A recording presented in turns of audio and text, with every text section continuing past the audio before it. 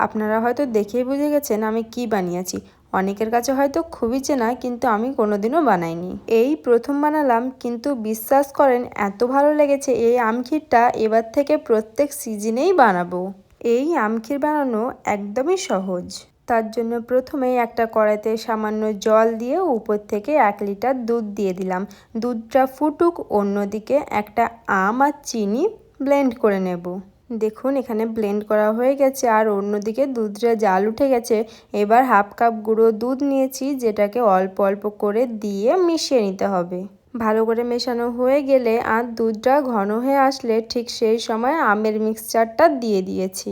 তারপর ভালো করে একবার মিশিয়ে নিতে হবে, সাথে একটু ফুড কালারও দিয়ে দিচ্ছি। তারপর এটাকে ততক্ষণ মেশাতে হবে যতক্ষণ না এটা একটু ঘন হয়ে আসছে। দেখুন মেশাতে মেশাতে দুধটা কতটা ঘন হয়ে গেছে।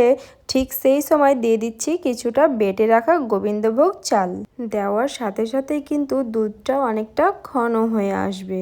গ্যাসের ফ্লেম একদম লোতে রেখে ফুটিয়ে নিতে হবে। যখনই দেখবেন এরকম থিক থেকে গাঢ় হয়ে গেছে, তখনই এটাকে নামিয়ে নিতে হবে। দেখতেই পাচ্ছেন এটা দেখতে কতটা সুন্দর হয়েছে, তাহলে একবার ভাবুন এটা খেতে কতটা সুন্দর লাগবে। এই আমক্ষীরটা এত সুন্দর হয়েছে যে আমি ভাবতেই পারছি না এটা আমি ফার্স্ট টাইম বানালাম। ফ্রিজে রেখে ঠান্ডা করে সার্ভ করবেন। উপর থেকে কিছুটা আম দিয়ে দিয়েছি যাতে দেখতে বেশি ভালো লাগে। এই আমক্ষীর রেসিপিটা আপনাদের কেমন লাগলো কমেন্টে জানাতে ভুলবেন না। আবার আসবো নতুন একটা ভিডিও নিয়ে। ভালো থাকবেন, সুস্থ থাকবেন।